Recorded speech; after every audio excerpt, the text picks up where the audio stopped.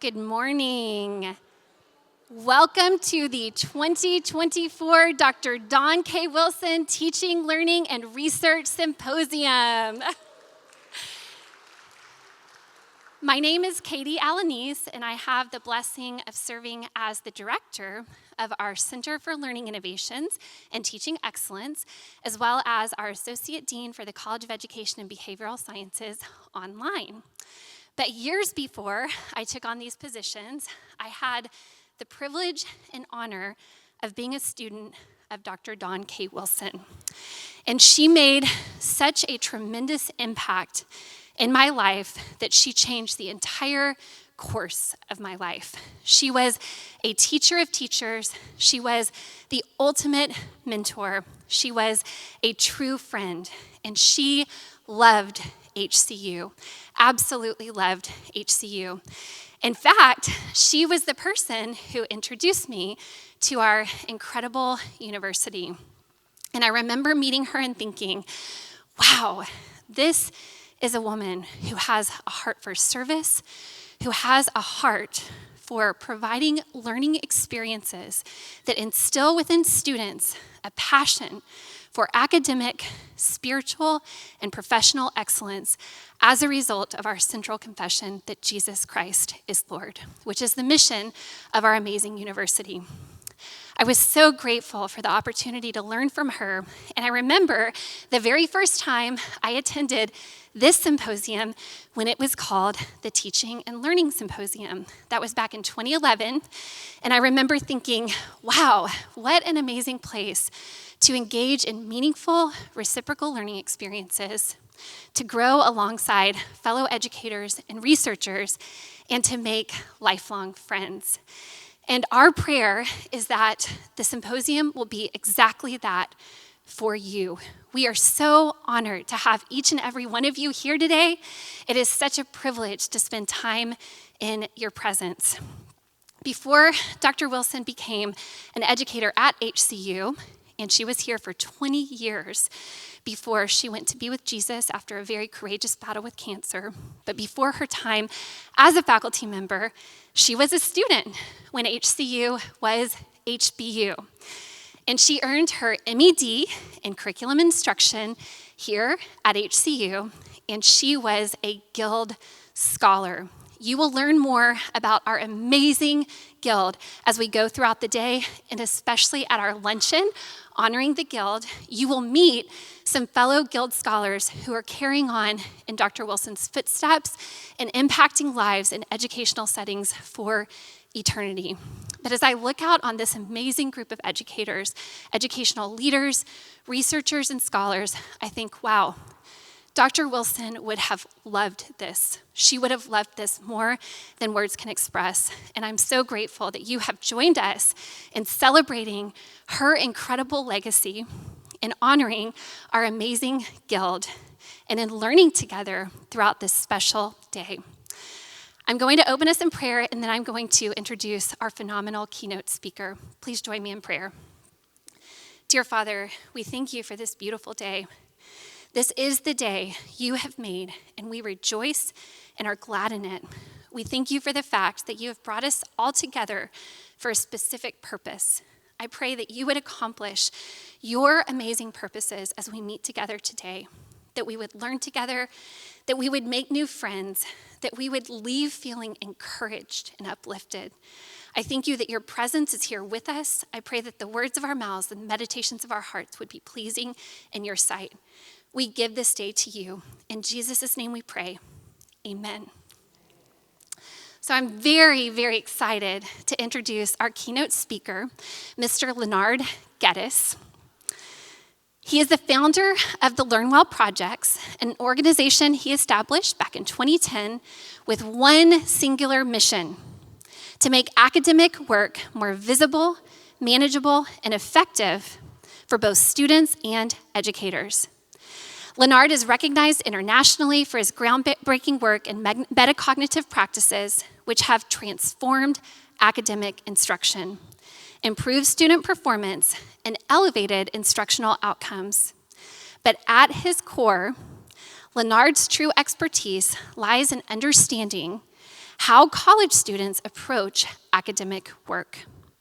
Over the years, he has spent countless hours conducting observations, watching students study in dorms, in libraries, in labs, and behind the scenes to gain deep insights into their learning processes. These observations have led him to create practical tools and strategies that help educators to enhance their teaching impact and empower students to perform at their best. Today, Leonard is sharing insights from his newly released book, How to Successfully Transition Students into College, From Traps to Triumph. In this work, he uncovers 3 key traps that prevent high school graduates from making a successful transition into college and shows how we can help them turn those traps into triumphs. Please join me in warmly welcoming Mr. Leonard Geddes. Testing, testing, testing, testing. Good morning, everyone. I'm honored to be here. I feel like I'm a member of the community. I've been here a number of times.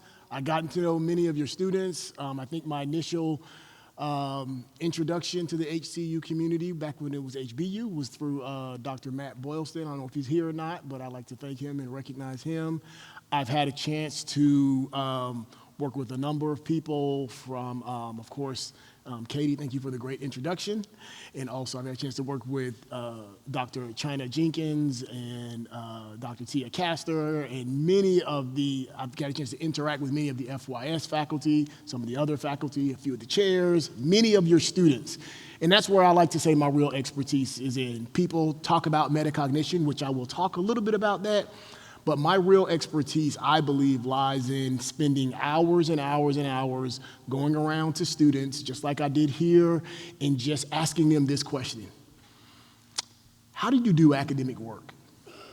And when you ask students that question, you'll get a lot of things that talk about, I study this hard, or I do this and I do that. But I'm really trying to figure out, when they leave class, they have all these inputs, this information that they have. But then, what are they doing with that information? And is the work that they're doing aligned with what they ultimately will be assessed on? And I found that oftentimes students are working hard, they're very studious, but oftentimes the things that they are doing, just even if they did it as well as they could do it, and they did it for as long as they possibly could, it's just not going to line up with what they actually are going to be assessed on. And you all experience that in classes every time students get frustrated with you when you give them a test and they look at you like, you didn't cover this in class, and you're looking at them like, yes, we did. So I really tried to unlock that phenomenon because that just didn't make sense to me. And so that's what my book is about. And that's what I have devoted to more than 20 years of research, starting with one small private religious-based institution in North Carolina, which is where I still live now in North Carolina. I'm about an hour, unfortunately, an hour northwest of all the devastation you've been seeing on the news. I'm about an hour northwest of Asheville. I'm an hour, southeast of Asheville, and about an hour south of Boone, North Carolina, which you may have seen in the news lately. So our prayers are definitely with them. There's a lot of recovery going on and devastation going on there. The title of this presentation today is going to be Swing for the Fences. And I'm in Texas, and Texas does everything big, right? So we don't just want to get on base, we want to swing for the fences. And so we're going to talk about creating transformative moments in education. I'm just going to give you a highlight of some things to hopefully tip things off for all of the wonderful speakers and that you're going to have throughout the day. And I do want to just introduce my book a little, not to go on a lot about it, but the book really is sort of a clear understanding of why someone could go through high school and be very successful and then go to college and professors feel like they didn't get anything right in high school. Kind of like, how did you end up here because you can't do the work that we're asking you to do? And so as was mentioned, the book focuses on 3 types of traps that students tend to fall into when they leave high school and come into a college environment. Let me start off by sharing a little video of students. As I said, I did a lot of work with students, and I want to start off by showing a little outline of the students. Give me some sound.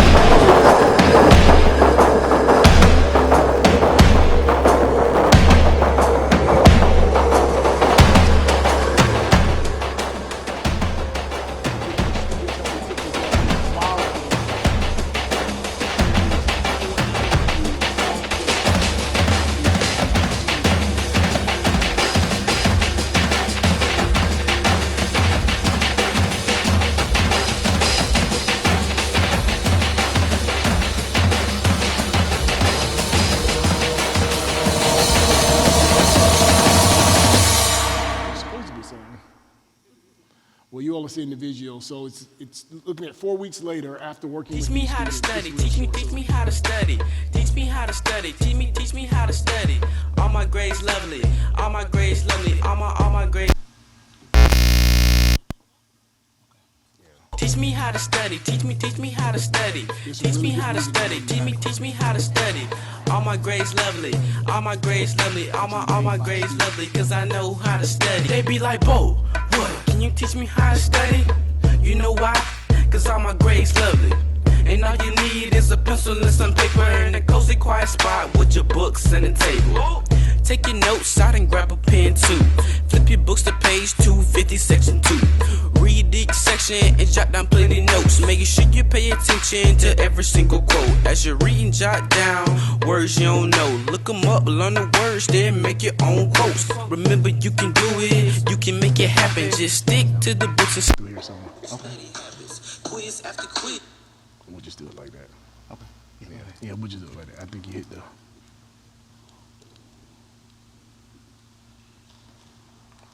Let me just continue on. Okay. I'm not gonna go back. I'm gonna just move us in. Quiz after quiz, test after test. Study real hard, make sure you do your best. If you put your name on it, you should do nothing less than the best that you can do. Then later you can rest. Teach me how to study. Teach me how to study. Teach me how to study. Teach me how to study. All my grades lovely. All my grades lovely. All my grades lovely. Cause I know how to study. Teach me how to study. So what we would do every year, I would have a session that was called Transforming Good Students into Great Learners around this time of the year, right around exam time, because I recognized that we had a lot of studious students. They checked the box of going to class, doing work. I was in your library yesterday and in your learning center. I saw a lot of students in there doing academic work. So students are doing a lot of studious things, but these students, since my office was in the library, I would often ask these students who were spending all their time there, how is this working out for you in class? And one would assume that if students are checking all these boxes, that if they would end up saying that things were going well. Well, I found out that oftentimes students, they would say, I haven't passed the class yet. I haven't passed the test yet. And that just seemed so perplexing to me. So I started this project where I would invite students into a library, and eventually it became like a huge deal to where students were lined up to come to this event because they had heard of their peers making these jumps in performance. Like you mentioned, like I said, you see on your screen here, 25 points sometimes. And a large part of what we did here, I'm going to share this, and you probably won't be able to see that, but we tracked how students were thinking and where the outcomes that they were reaching matched before, as you see in the red dots, and then after the work that we did with them. And I say we, I started it, but I also trained initially a group of tutors that I had, and I think I'm credited with developing the nation's first metacognitive-based tutoring model that we presented back in, I think, 2002 at the, then was called the National College Learning Center Association, now it's international. And I took some students with me, and we were able to work with a number of other schools to have that kind of success. And that's what made me so interested in working with HCU, because you all have a metacognitive-based QEP.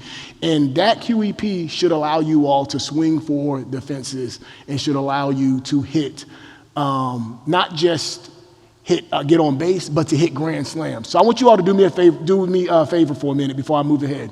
Close your eyes for a minute. I want you to imagine this. Imagine you're at a baseball game. You're standing there, batter steps up to the plate, checks his bat a couple times. Then that batter swings. And not only does he hit the ball, but he hits it out of the park. It soars out of the park. And he doesn't just get a home run, but since his players have already done some work to get on base, there's a runner on first, second, and third. You can open your eyes now and imagine when somebody hits that ball out of the fence, what is that called? A grand slam. That's what I want you all to be able to do, is to hit a grand slam. And you all have the conditions in place by using metacognition as your QEP. And so when that batter hits that ball out and everybody comes home, she doesn't just win. The entire team celebrates. The entire stadium celebrates, because it's a rare experience to experience a Grand Slam. How many of you have ever experienced a Grand Slam in real life? Still remember, right? Etched in your mind, you'll never forget it. In the same way, when we teach students, I want to see us be able to have Grand Slam experiences. These are experiences that not only rely on us to do it, but it requires a team of people to do some work before us. But when we stand up and deliver that instruction, deliver that assistance, when students do that work, it not only benefits them in that moment, but it carries forward, transforms a class, transforms an institution, transforms a program. And so that's what I mean about a Grand Slam educational experience. And metacognition, I believe, really is the key to being able to do that. So let me ground us in my understanding of metacognition. A lot of people think of metacognition as thinking about thinking. I understand that simplified definition. I do not like it because it limits the impact of this powerful construct. So metacognition is learners' knowledge and awareness of their internal processes, states, and conditions as they process information and navigate tasks throughout their learning environment. So as educators, you can think about this in your own context. As students, those of you who teach students, you can think about this in terms of your students. That means that you have this acute awareness of how you're interacting with information right now. And then as you go from class to class, study session, studying in your dorm room, if you're a researcher, from source to source, you're aware of how that information is transforming or not transforming in your mind. You're aware of, as you go from task, what are the different tasks? Studying, reading, writing, research, all these different things that we're doing.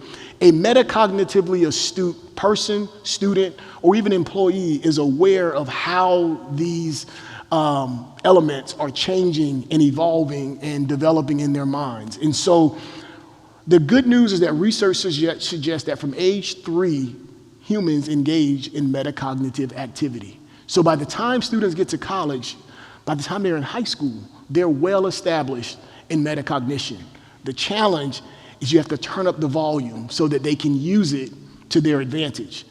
And when we do that, we move them from hitting singles, from sometimes striking out, to being able to not just hit home runs, but to hit grand slams. So let's talk about a couple of differences we have to navigate here. So one of the things that research suggests is, let me back up and say it like this. In my book, a large part of the framing of my book is this. I don't know if you ever thought about this, but by the time students reach college, guess how many hours they've already invested into academic work? I know it's early on a Saturday, so I'll save you. More than 16,000 hours. That's if you count 180 days a year, 13 years of education, if you include kindergarten, 7 to 8 hours a day. They know how to do academic work. The challenge is they don't know how to translate that to college. And ideally, when you use metacognition, you can help them leverage all the work that they've done so that they can benefit from it as they transition into college. One of the key challenges I cover in my book, I call it the 20/80 trap.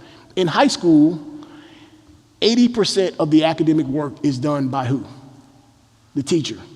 Teachers in high school are very skilled at taking complex information, breaking it down into manageable pieces, and then reinforcing it throughout a process. Students in that environment benefit from that. In my book, I call it the conveyor belt. And I don't mean this as a pejorative, meaning that, when I leave here, I have to catch a flight. If I walk on that assisted conveyor belt that lets you walk in the airport, I'm getting to my destination faster, further, with less effort. In the same way, when students are in high school, they can navigate the environment faster and go further, but they don't realize that they're having assistance along the way. Then they come into college, and that conveyor belt is no longer there, and they don't know why they can't get to the outcomes they're used to achieving before. And so we have to do a shift of perspective. And one is this, is that students have to now realize that 20% of academic work in college occurs inside the class. It's foundational. It's important. Make sure you say that to your students, because they may come away thinking, well, I don't need to go to class. That's not the message I'm sending. Class is invaluable. But much of the success in college occurs in what you do away from the classroom. It's how you're transforming the information away from the classroom, the type of interaction you're having with the information away from the classroom. And that's a shift. It's something that many students are not aware of. So let's shift and talk about some of the core elements that are involved in academic work that I think we just need to clarify so that we can move from just taking swings, sometimes not hitting anything, to hitting, getting on base, getting on second base, to doing what you all like to do in Texas because everything's bigger in Texas, grand slams. And that is these three elements. I don't know if you've ever thought about this before, but in all academic work, there's really three core elements that are oftentimes confused, conflated, or overlooked. These are content, which is I like to call it the visible part of the course. It's the information that's being spoken, like I'm using content right now. It's the information that students have in their notes so that you cover in notes. It's the information in our sources. That's the outermost layer of academic work. It's important. However, let's skip the middle layer and go to the deepest layer, and that is the conceptual layer. What are concepts? Concepts are abstract ideas that we can't hold. So if we talk about the laws of thermodynamics, electricity, all these things, we can't see those things. Those are concepts. So we have to use content, words, symbols, numbers, so on and so forth, to communicate concepts. The challenge is instructors, professors call themselves what? Content experts, right? Content is great. But content is a means to an end. It's supposed to lead us to learning deeper concepts. So I want to ask you all, how skilled are your students at translating the content that you give them in class or in their books into the actual concepts that they need to learn? How skilled are students at translating the content into the concepts? I've had a chance to work with some of your students. And there are students on your campus who can do this. They don't know that they're doing it, though. We had an experience that I won't go into detail due to time here, but we had some students yesterday demonstrate that they're doing some things that they're sometimes unaware of that are facilitating their success. And their peers, who oftentimes are studying right next to them, studying just as long as them, are not interacting in the same way, and so they're not benefiting. And if you want to look at DFW rates, you want to look at student failure, student success, a lot of it falls within those things. So the challenge is, how do we move from the content, the outermost layer, to the concepts, which is this innermost abstract ideas? And that requires cognition. Cognition is the transformative vehicle that allows us to convert content into concepts. Because when students leave class, and oftentimes students will say, I didn't need to know that information in class. What they're really saying is, I don't need to know all the content, but you know what they take with them if they are educated well? The concepts, right? They take the conceptual understanding of supply and demand into the world if they're an economics major. They may not remember exactly what content was covered, but they see the world through that conceptual lens. They may, if they're an HVAC student, for example, if they're in, you name the major, if they're in education, psychology, philosophy, ideally what we want them to do is to take these concepts and to be able to see the world through these conceptual lenses, and that's what allows them to work in their jobs when they leave here. That's what allows them to learn better, quicker, more seamlessly. So that relationship, and here's one other way of looking at that. Content is visible, it's in the front. Cognition sort of is in the middle, it's hidden. So that's why we have to bring this part to life, and then the concepts are in the back. It's the residual part of academic work. You all as educators, you think about your field, if you were an electrician, and when you come into a room, you automatically start to see the world through an electrician's eye. Those are concepts. So let me move to a couple of tools. Introduce one. You can find these on my website. I'll be going into this a little bit deeper in my session. But this is a diagram that I created when I started working with students. So that video that you saw of students transforming their grades literally over the period of weeks, I would have a few sessions with them. I needed to give students a tool. I need to give them something that they can do for themselves. And so I created this tool after working with students. Don't have time to go into it deeply here, but I do want to show you some relationships, because learning ultimately is about relationships. One, students have these metacognitive triggers. that you see at the top there of the screen. These are these questions that if you introduce a new term or something in your class, it triggers a metacognitive goal, which is a statement or question that students are going to act upon, whether they know it or not. They're going to act upon it to try to produce an outcome. Next, they have an interaction. An interaction is a specific type of thinking that is aligned with that goal. That skill, that thinking skill, is like a muscle. It's designed to do work. Now, the challenge with academic work, as I mentioned, is that it's invisible. So we can't see these skills. So if I was to go to the gym, guys, and if I was to say, I'm going to build the biggest leg muscles around here, and you go to the gym and you watch me putting in 5-6 hours a day, and I'm doing this all day, what are you going to do? You're going to look at me like I'm crazy, right? You're going to say, man, you may be working hard, but you're working the wrong muscles. Now, because weightlifting is visible, we can see that. But I can assure you that many of our students are doing a version of that with their thinking. They're going to class, they're putting in work, but they're not using the proper thinking skills. And so they're like the person who's trying to build big quads, but they're working their biceps, not realizing why the muscle that they think they need to work isn't really growing. This diagram helps educators find a way of bringing some alignment to the work that we're instructing and the work that students are doing. So you have the trigger, you have an interaction that happens, and then you have an outcome, which is something that our skills will produce. And then lastly, the last column, you have evaluation, meaning students need to know how to value their academic work. What is the value of this compared to that, so on and so forth. And so this is a skill that I'll talk about in my other session, but I just wanted to introduce this to you, and you can find this on my website. I know some of you are trying to take pictures and it's so small, but if you go to my website, you can download that for free, no charge. And this diagram, I should say, is used by more than 2,000 colleges and universities. Many faculty members use it in their courses. Many faculty use it for themselves to help create what I call metacognitive-based learning outcomes. And they use it a lot with their students to help their students develop this skill called differentiating among thinking skills. I think it's a core skill of academic work. So let me move us ahead. So what happens is students tend to think this way. No matter how long they're thinking on the same level. And what we need to do is to get them to think this way, so that now I'm thinking maybe the same amount of time, but I'm using a more complex set of thinking skills in that work. When that happens, students have a significantly different interaction with the material, and that is the difference between them writing excellent papers and okay papers or poor papers, from them being able to solve complex mathematical problems or not being able to solve those problems, from being able to excel in their courses where they have to learn about different concepts, so on and so forth, and not being able to excel. And so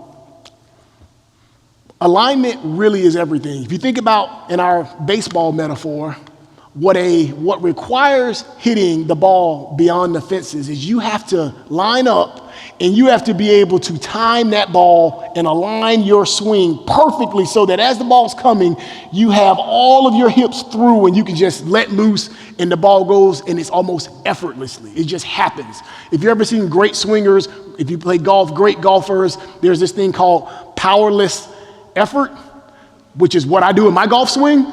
I swing hard and the ball laughs at me. Where then there are other people that have effortless power. They seem to not even do anything, and then the ball just soars. I don't like those people.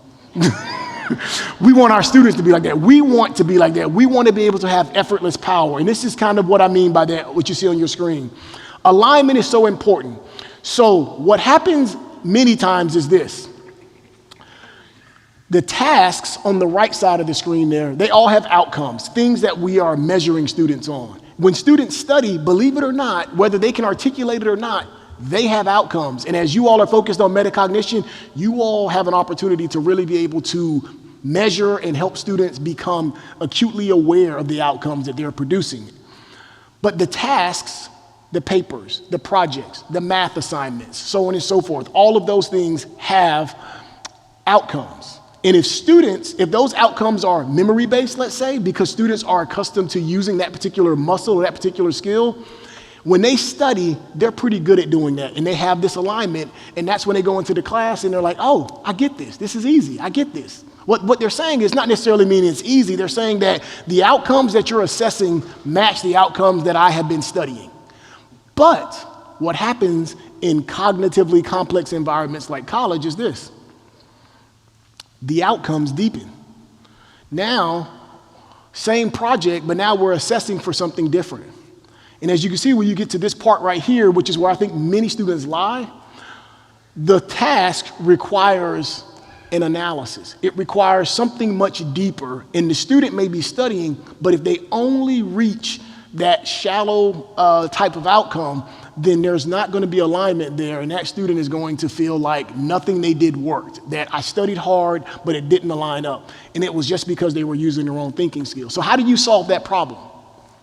Well, one way that we can't do it is we can't go back to this, right? You can't just make everything shallow memory-based, because that's not what we want to, that's not a valuable educational experience. Instead, we have to do this. We have to be able to empower students through how we instruct and through what students do to be able to get down. First, they have to be able to interpret the types of thinking that's embedded in our work. And then they have to be able to produce that type of thinking on their own. When that happens, academic work, you get effortless power. You get in a position to be able to hit those grand slams. And remember, students are already using these skills in other areas of their life. The challenge is being able to get them to do it in academic work. So those are the relationships we want to do. We want to help that alignment happen. So let me tell you a quick story. So I had a chance to work with a group of middle school students, group of boys who were deemed troublemakers. The schools recognized that I had some success with students, and so they said, hey, can you work with these boys? I said, okay, no problem. So they gave me 16 minutes. Twice a week, 16 minutes. They had this like little off period to work with these boys. And I said, okay, I think I can do something. Now with college students, I'm used to having them come in and bringing their material in, and then I can say, hey, you know, this is what you're working on. They have this sort of ability to articulate their experience. What am I gonna do with middle school boys, right? They're kind of immature, you know, they kind of don't know. So what I did was I used video game play. I knew they played video games, so I used that same diagram that some people might say is complex. I gave them a copy of it, showed them the different thinking levels, and then I said, what do these thinking skills look like when you play video games?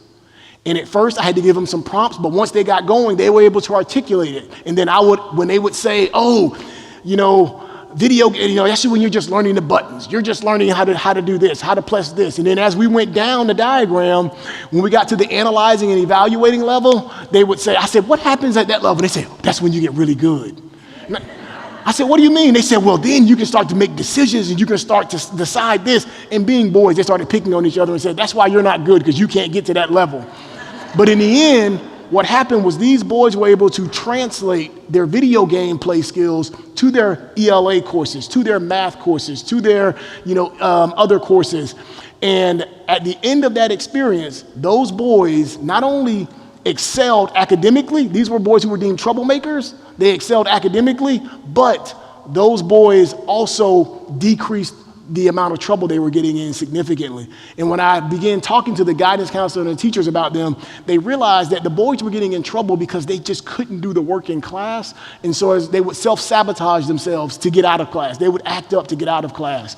And by this little 16-minute period, twice a week for a period of about a month, these boys were able to access these skills.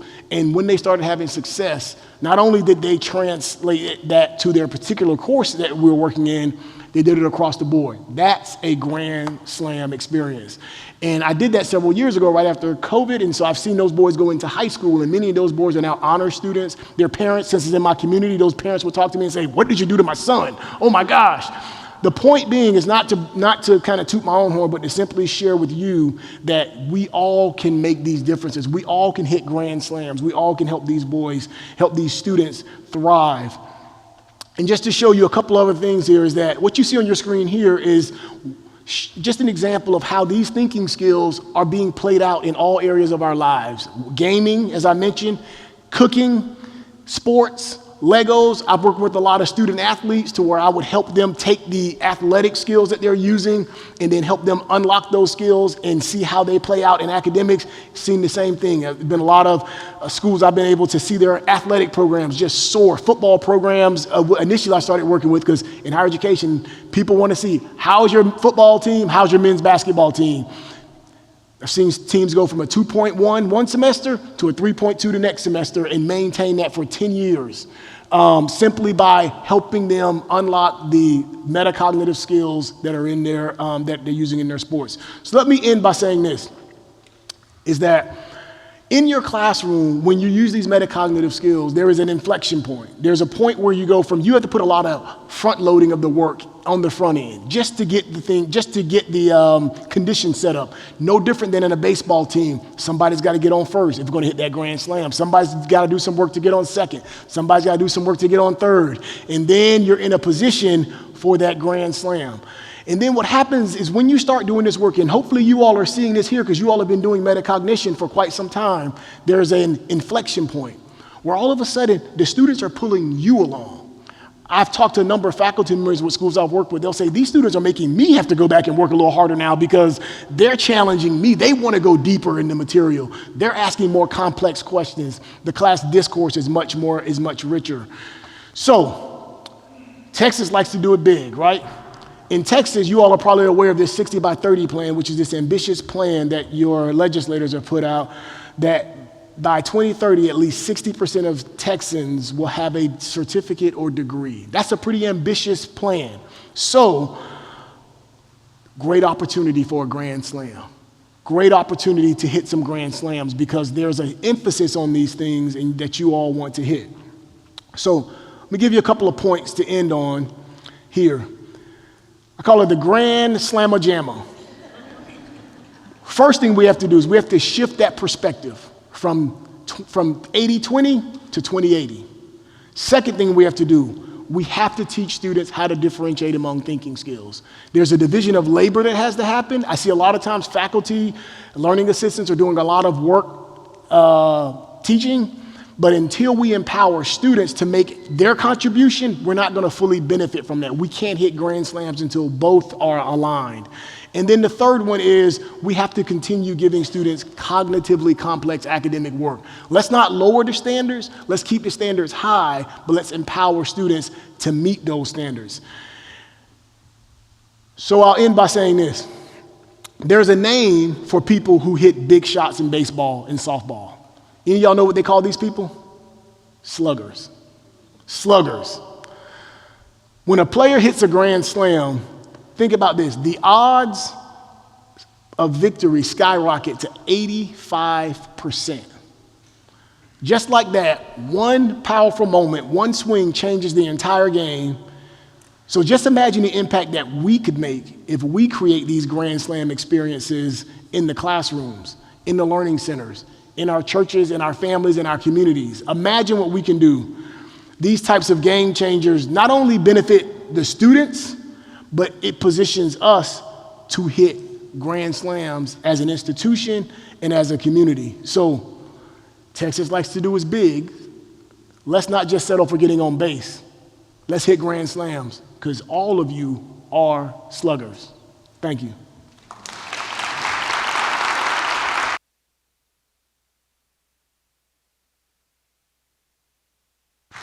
Thank you so much, Leonard. We appreciate you so much. I actually have a gift for you. Yes, to you from HCU. I appreciate the excellent content you shared, the applicable concepts, and as a former second grade teacher, I love a good theme, and he hit a home run by incorporating our theme. Way to go. High five. Thank you so much. Thank you. We appreciate you. If you would like to hear more from Leonard, he will have his breakout session in Beelan Chapel directly after we end our opening session here. We will also have some amazing breakout sessions led by facilitators in this room in the Hinton Center. If you are facilitating a breakout session today, would you please stand so that we can recognize you? Let's give them a big round of applause.